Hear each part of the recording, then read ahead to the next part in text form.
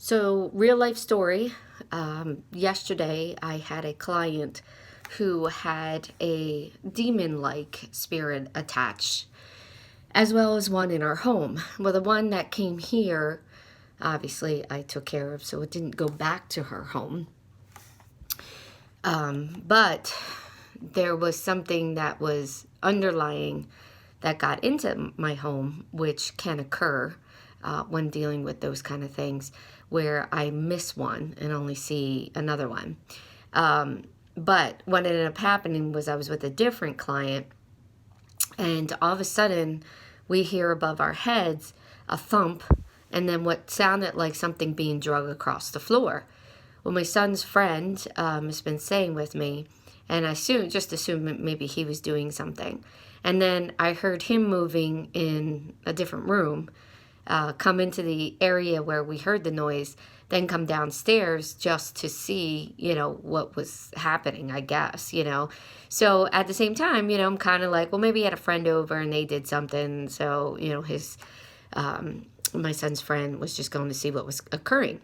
Because when this all did happen, the instant the noise occurred, my swiper started barking. So she was experiencing something.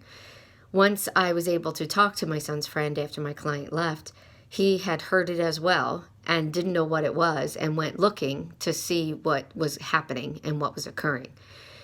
So something was in my home, which once I actually got into the space after talking to him and trying to relax, my swiper, whenever something negative is in the house, she's very afraid. So she tends to hide by my legs and she just isn't comfortable.